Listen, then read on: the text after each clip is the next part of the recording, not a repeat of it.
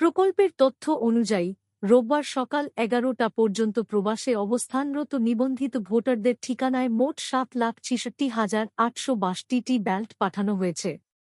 এর মধ্যে 5,27,450 জন প্রবাসী সফলভাবে তাঁদের ব্যালট গ্রহণ করেছেন এবং 5,03,441 জন ইতোমধ্যে তাঁদের ভোটাধিকার প্রয়োগ করেছেন।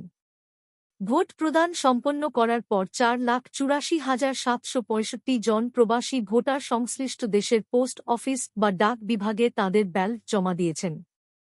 বিদেশ থেকে ডাকযোগে আসা এসব ব্যালটের মধ্যে 3,18,125টি ব্যালট ইতোমধ্যে সংশ্লিষ্ট জেলা ও আসনের রিটার্নিং কর্মকর্তারা বুঝে পেয়েছেন।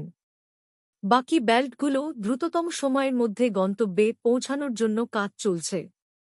বিদেশের পাশাপাশি দেশের অভ্যন্তরে অবস্থানরত আইসিপিভি বিশেষ শ্রেণীর ভোটারদের জন্য পোস্টাল ব্যালটে ভোটদানের সমান্তরাল কার্যক্রম চলছে।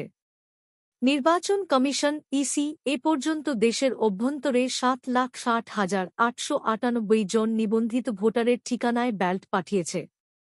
সর্বশেষ পরিসংখ্যান অনুযায়ী দেশের ভেতরে 4,43,542 জন ভোটার তাঁদের ব্যালট হাতে পেয়েছেন এবং এর মধ্যে 3,88,898 জন তাঁদের রায় প্রদান করেছেন।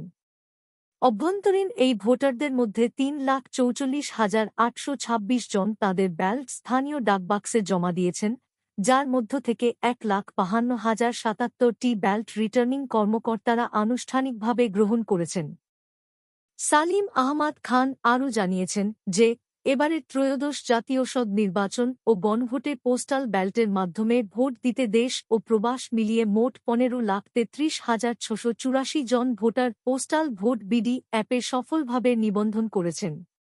আধুনিক অ্যাপ প্রযুক্তি এবং ডাক ব্যবস্থার এই সমন্বয় ভোটারদের মধ্যে এক ধরনের আস্থার পরিবেশ তৈরি করেছে।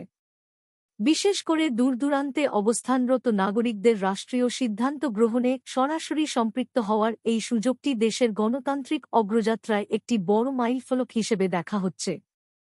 12 ফেব্রুয়ারি মূল নির্বাচনের আগেই পোস্টাল ব্যালটের এই বিপুল সংগ্রহ একটি উৎসবমুখর ও অংশগ্রহণমূলক নির্বাচনের ইঙ্গিত দিচ্ছে বলে সংশ্লিষ্টরা মনে করছেন।